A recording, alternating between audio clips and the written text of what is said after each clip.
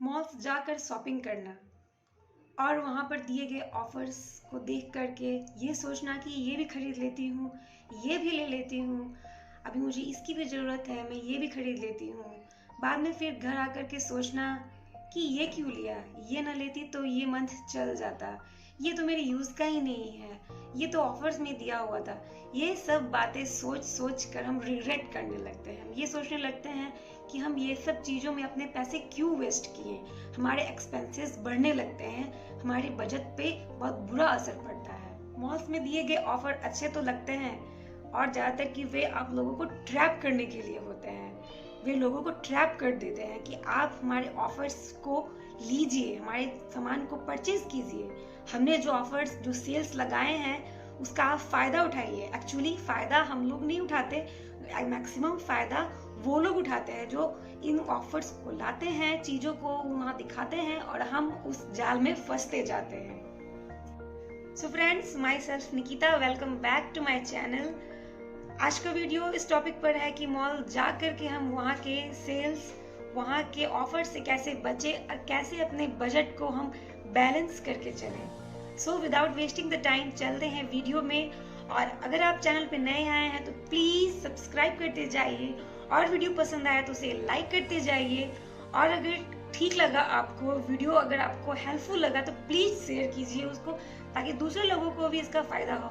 सो time waste न करते हुए चलते हैं आज के वीडियो में। टिप नंबर 1, आप मॉल्स जब भी जाएं तो ऑलवेज एक वॉच पहन के जाएं, ले करके जाएं, ताकि आप वहाँ एक टाइम मेंटेन कर सके, अपना टाइम फिक्स कर सके। एक्चुअली मॉल्स में घड़ी नहीं होते, वहाँ वॉच लगे नहीं होते वहाँ पे। वो मेन रीज़न है कि अगर वहाँ घड़ी लगा दिया जाएगा तो लोग उसे देख करके अपना शॉपिंग करने का टाइम। सेकंड बात पे आते हैं तो सेकंड आपका मेन पॉइंट है कि आप हमेशा एक लिस्ट प्रिपेयर करके जाएं। आपको कौन सा ग्रोसरी, क्या आइटम्स लेना है, क्या नहीं लेना है, उसका आपके पास एक प्रॉपर लिस्ट होना चाहिए।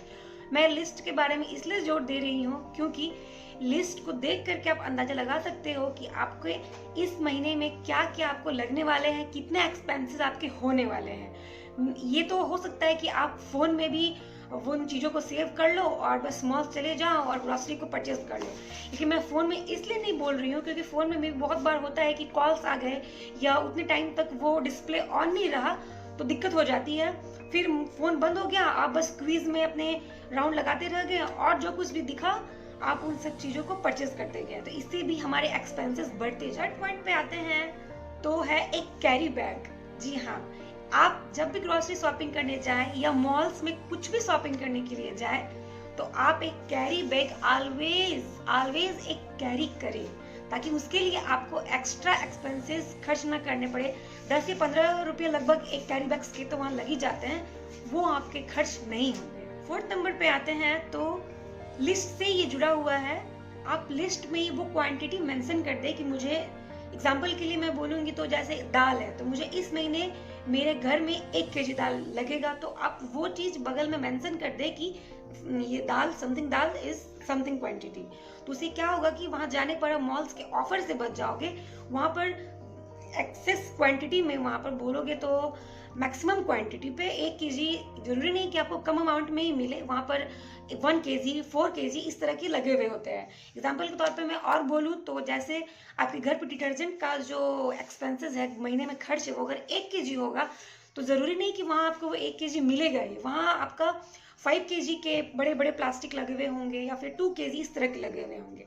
और कुछ ऑफर्स भी चलते हैं कि इतने 5 केजी का लो तो इतने का मतलब लेस हो जाता है, तो वो ऑफर्स देख करके आपको लगेगा कि यस ये तो सही बोल रहा है, इतना लेके चलते हैं घर और इतना तो प्रॉफिट होगा। लेकिन प्रॉफिट तो होता है, लेकिन वो होता है क्या कि इस महीने में आपका 1 केजी का जो डिटर्जेंट लगेगा वो आपने तो 5 केजी का ले आया है, वो नेक्स्ट मंथ भी चलेगा, लेकिन इस मंथ का आपका बजट बिगड़ जाएगा। इसलिए बेटर होगा कि आपका 1 केजी का लगता है तो 1 केजी 1.5 इज ओके, सो आप उस चीज को प्रोसीड कर सकते हो। तो इसलिए अपना लिस्ट में आप क्वांटिटी को मेंशन करते जाएं कि आपको कितने केजी, कितने अमाउंट में ग्रोसरी चाहिए। ग्रोसरी शॉपिंग कर रहे हैं तो मेन पॉइंट ये भी याद रखें कि आपको उसकी एक्सपायरी डेट और मैन्युफैक्चर डेट, ये दोनों चीजें अच्छी तरीके से पता होनी चाहिए। वरना होगा क्या, आप तो चीजें खरीद के ले आओगे, डेट तो निकल गई, आप ना ही उस सामान को ठीक से यूज कर पाओगे, और ये होगा कि एक्सपायरी डेट के बाद यूज करना ये आपके हेल्थ के लिए बिल्कुल भी ठीक नहीं है। इसलिए अच्छा होगा कि आप चीजों को सही तरीके से देखकर उसकी एक्सपायरी और उसकी मैन्युफैक्चर डेट के साथ आप सामान को परचेज करें। एक और बोलना चाहूंगी, ये थोड़ा सुनने में तो थोड़ा फनी लगेगा, लेकिन ये बहुत ही किफायती है। ग्रोसरी की शॉपिंग करने जाओ तो कोशिश करो कि अपने बच्चों को ना लेकर के जाओ, वरना होगा क्या, बच्चे तो खुद एक बास्केट लेना चाहते हैं और उनको जो मन किया वो बस उठाते जाते हैं और डालते जाते हैं। उधर से ऐसे आप अपना शॉपिंग करने के लिए गए और बच्चे ने अपने ग्रोसरी और अपने शॉपिंग के आइटम्स को उसमें शामिल कर लिया है। और होता है क्या कि लास्ट में आप जब बिलिंग कराने जाओ तो बच्चे उस चीज को कट ऑफ नहीं करते, वो उसमें से जिद करते हैं कि उन्हें वो चाहिए तो चाहिए। इससे भी आपके एक्सपेंसेस बढ़ते जाते हैं, आपके खर्च बढ़ते जाते हैं। तो कोशिश कीजिए कि जहां तक हो सके आप बच्चों को ग्रोसरी शॉपिंग पे मेनली ना लेकर के जाएं।